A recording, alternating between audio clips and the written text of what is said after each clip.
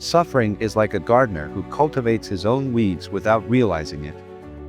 Suffering is merely a film projected on the immaculate screen of consciousness. Our mind transforms a small spark of pain into a devastating fire. True freedom is not about disappearing, but awakening to our transcendent nature.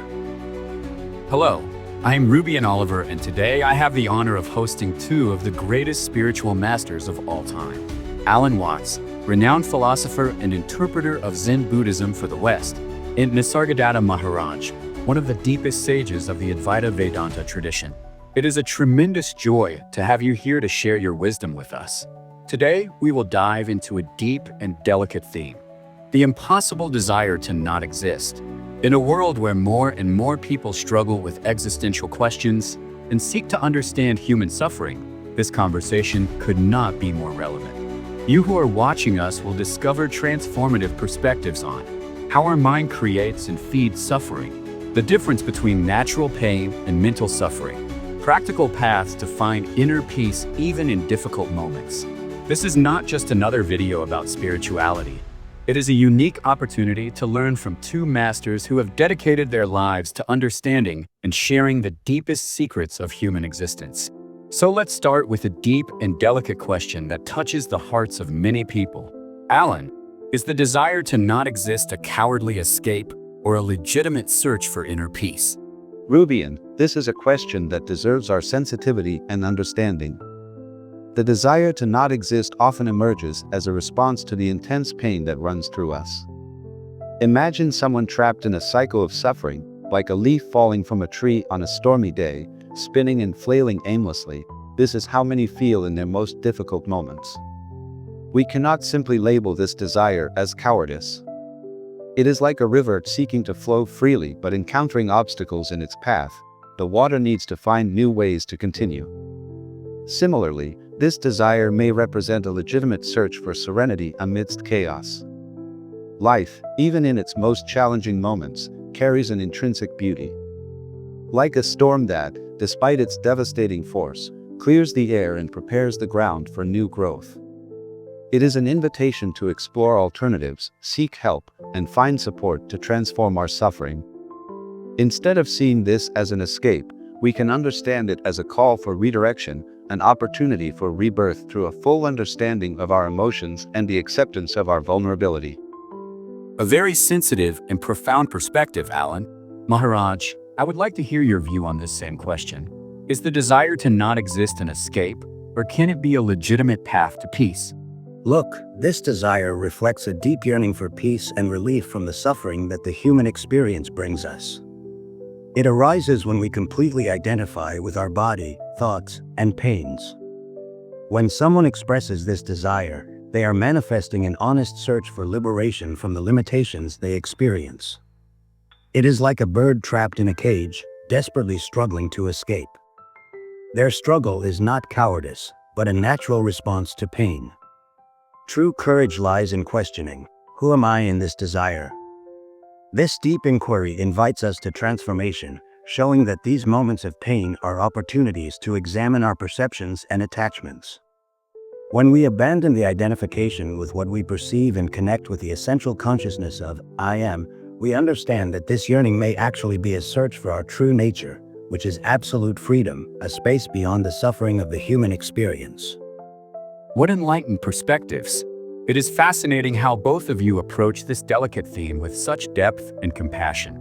I have learned that this desire should not be judged, but understood as a sign of profound transformation. While Alan shows us how this moment can be an invitation for redirection, Maharaj leads us to question our true identity beyond suffering. It is truly about transforming pain into a path of self-knowledge and liberation. Now let's explore a question that touches the very essence of existence. Alan, is it really possible to cease to exist? Or when we think about it, what we actually want is the end of the mind and the ego? Rubian, this is a fascinating reflection that takes us to the heart of our human experience. When we contemplate the idea of ceasing to exist, we are usually expressing a deep discomfort with the weight that the ego imposes on us. Imagine a room overloaded with furniture. It is not the room itself that bothers us, but the feeling of suffocation that all this furniture causes us. Similarly, when we talk about ceasing to exist, often what we truly desire is to free ourselves from this overload of identities, fears, and expectations that we have built. Zen Buddhism teaches us that true wisdom is already present within us, merely covered by these layers of false identification. It is not about seeking non-existence, but about discovering a more authentic and lighter way of being, where we can experience life without the constant interference of the ego, finding the simple joy of fully existing in the present moment. A very enlightening analogy, Alan. Maharaj, how do you see this question of existence and our apparent desire to escape it? What we call existence is often just our identification with thoughts, emotions, and physical form. When someone talks about ceasing to exist, they are expressing a deep desire to free themselves from the shackles of the conditioned mind. It is like someone who confuses the waves with the ocean itself. The fear of death is merely the fear of the dismantling of our temporary identity. But true existence, that fundamental I am, transcends all these transient identifications. What we are truly seeking is not the end of existence, but the awakening to our true nature, the pure consciousness that remains unchanged beyond mental fluctuations. It is a movement toward absolute freedom, where stillness reveals the peace that has always been present. Extraordinary how these visions complement each other. Alan shows us how our desire to not exist is actually a yearning for liberation from the weight of the ego, while Maharaj takes us further, revealing that our true existence transcends all temporary identifications. It makes me realize that perhaps it is not the end we seek, but a new beginning at a deeper level of understanding. And for you who are noticing the quality of this conversation and the depth and importance of what we are discussing here, please help us by leaving a like and also comment on what you would like to see here on our channel. I sincerely appreciate your help. Continuing, let's now explore a question that is at the center of our human experience. Alan, does our mind really create our suffering, or is suffering an inevitable part of the human condition? Rubian, this is a fascinating question that leads us to examine the very nature of suffering. It is like a garden. Pain can naturally sprout like wildflowers, but our suffering is often like the weeds we cultivate without realizing it. When someone loses a job, for example, there is a natural pain in that loss. However, it is our mind that can transform this experience into prolonged suffering, creating narratives about personal failure or loss of identity. It is as if the mind takes a small spark of pain and turns it into a devastating fire. Suffering is indeed part of life, but its intensity and duration are often products of our interpretation. It is liberating to realize that, although we cannot avoid all the pains of life, we have the capacity not to feed the additional suffering that our mind creates. By cultivating this awareness, we can transform even the most challenging experiences into opportunities for growth and deeper understanding.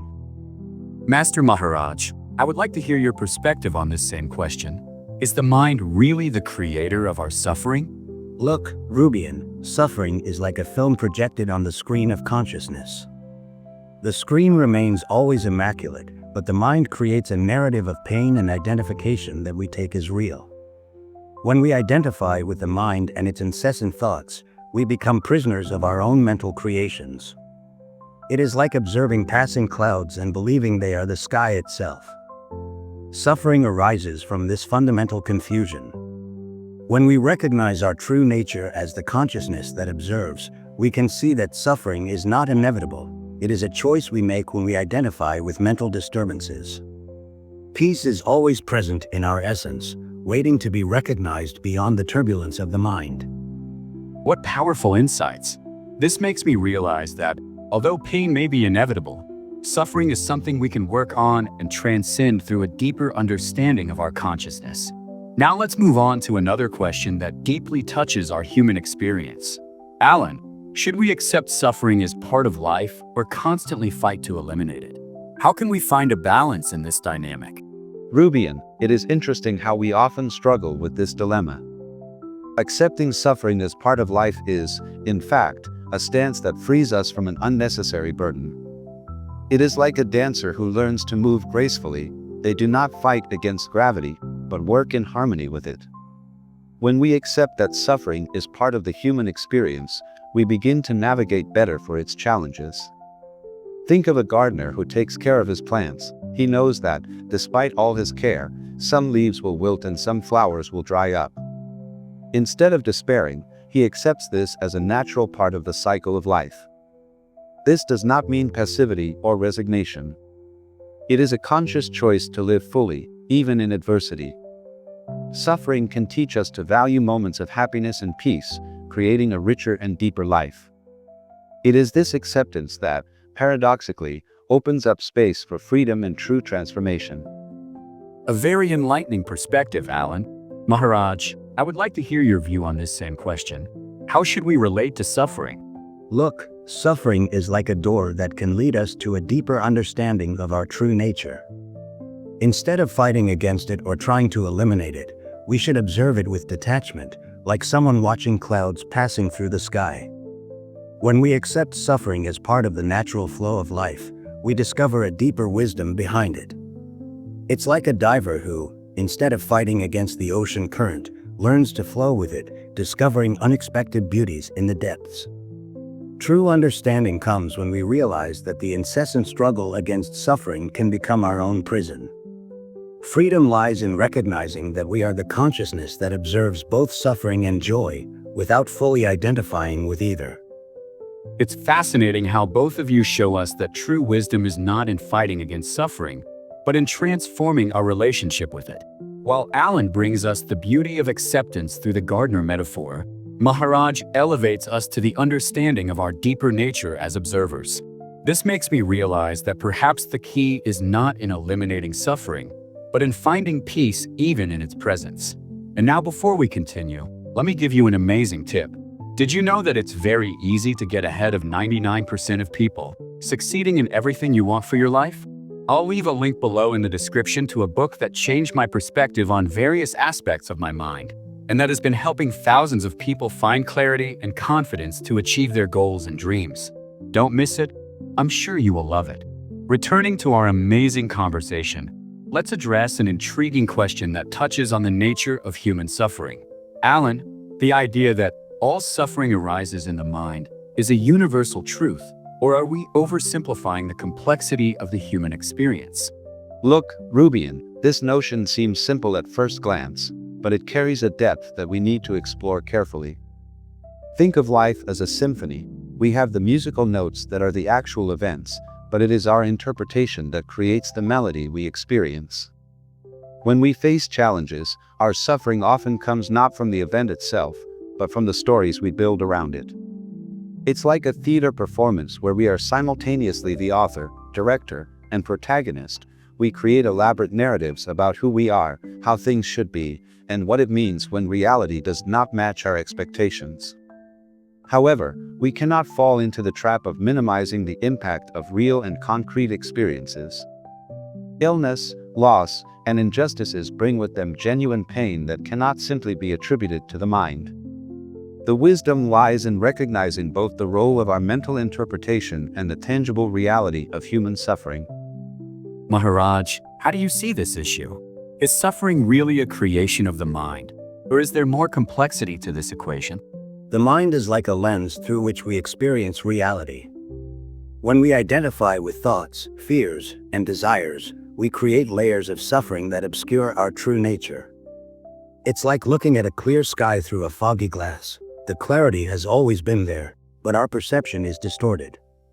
Our experience of suffering is amplified by the way we interpret and cling to life's events. When we remain anchored in our true essence, that fundamental I am, we can observe life's turbulence from a certain distance, recognizing that we are not defined by our momentary experiences. Genuine spiritual practice invites us to witness this dynamic, not to deny suffering, but to transcend it through the understanding of our deeper nature. It is in this recognition that we find a freedom that goes beyond mental constructs. What enlightening perspectives! It makes me realize that, although the mind plays a crucial role in our experience of suffering, we cannot oversimplify this issue. Alan shows us how our interpretations shape our experience, while Maharaj guides us beyond those interpretations towards our essential nature. It's a delicate balance between recognizing the role of the mind and honoring the complexity of the human experience. Let's address another deeply sensitive issue that many face in silence. Alan, is the desire to disappear without pain or sadness a natural desire or a dangerous illusion? Rubian, this is a question that deserves our deepest attention and compassion. The desire to disappear arises as an emotional response when we feel overwhelmed by life. It's like being in a theater where all the lights are too bright and the music is too loud. The natural impulse is to want to get out of there, to seek a place of silence and darkness. This impulse to escape reality may seem like a solution in moments of intense pain, but it is crucial to understand that it is only a temporary response to internal chaos. True wisdom lies not in disappearing, but in learning to navigate through emotional storms. When we understand that this desire is a cry for help from our inner being, we can redirect it towards a path of healing. It's like a plant that bends towards the light. Even in moments of darkness, there is a natural impulse for life and growth. Therefore, although this desire may arise naturally in moments of intense suffering, we need to recognize it as a sign that we need understanding and support, not as a solution to be pursued. Master Maharaj, how do you see this issue of the desire to disappear without pain or sadness? The desire to disappear without pain reflects a deep search for peace, but it is important to understand that this longing arises from a limited understanding of who we really are. It's like confusing the reflection in the water with the true moon. We seek a solution where it cannot be found. Life, in its essential nature, includes both pain and joy. Seeking an existence without pain is like trying to separate heat from fire, a fundamental impossibility. True freedom does not lie in disappearing, but in awakening to our nature that transcends both pain and pleasure. Accepting all the experiences life brings us, including the difficult moments, leads us to a deeper state of consciousness. It is in this recognition that we find a peace that does not depend on the absence of suffering, but on the understanding of our true nature. Very good. It is clear to me how both of you show us that the desire to disappear is more of a symptom than a solution. Alan helps us see this as a cry for help from our inner being, while Maharaj elevates us to the understanding of our transcendent nature. It makes me reflect on how we can transform this escape impulse into an opportunity for growth and self-knowledge. Let's now explore a question that touches the core of our existence. Alan, how can we reconcile our search for inner happiness with the inevitable existence of pain and suffering? Rubian, think of life as a song. Each note, whether joyful or melancholic, contributes to the beauty of the complete melody. Happiness is not a permanent state, but an ephemeral experience that arises in moments of genuine connection with the present. When we accept that pain and suffering are inseparable parts of life, we can transform them into valuable teachers. It's like a painter who uses both light and dark colors to create depth in his work. Without contrasts, the painting would lose its richness. The true art lies in cultivating an inner space where peace and contentment can coexist with the inevitable turbulence of life. It is in this space of acceptance that we find the wisdom to navigate emotional tides, allowing both happiness and pain to teach us about the beauty of the human condition. A very beautiful analogy, Alan. Maharaj, how do you see this reconciliation between the pursuit of happiness and the inevitable presence of pain in our lives? Life is an intricate tapestry, Rubian, where joys and sorrows intertwine naturally. True happiness is not the absence of suffering, but a state of being that transcends the fluctuations of pleasure and pain. When we identify only with temporary experiences, we lose sight of our essential nature. It's like the sun, even when covered by clouds, its light remains constant. Detachment from identification with fleeting experiences creates a bridge to inner freedom. This understanding allows us to observe pain without being consumed by it, finding a peace that resides beyond dualities. True happiness springs from within, from the realization of our deeper being, allowing us to accept each moment as part of our journey of self-discovery. Extraordinary how these perspectives complement each other so harmoniously.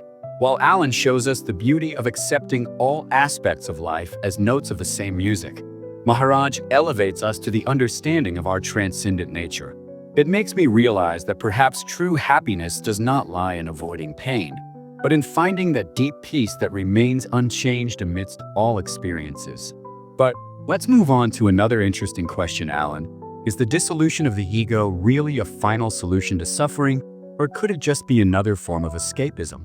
Rubian, this is a crucial reflection that deserves our careful attention. The dissolution of the ego is not an act of escape, but a process of deep recognition of our broader nature. It's like an ice cube that gradually realizes that its true nature is water itself. There is no real loss, only transformation and expansion. When we talk about the dissolution of the ego, we are not suggesting a denial of life's challenges, but a fundamental shift in how we relate to them. This understanding allows us to see that we are part of something greater, like notes in a universal symphony. The true dissolution of the ego involves accepting and embracing our wholeness. It is a process of integration where we learn to flow with life instead of resisting it. When we recognize our interconnectedness with everything, we find a more authentic way of being, where suffering does not magically disappear, but is transformed through a new perspective. Master Maharaj, how do you see this issue of the dissolution of the ego in relation to suffering? The dissolution of the ego is the very path to true freedom, not an escape. It's like removing the layers of false identities that we have accumulated over time, revealing our essential nature that has always been present.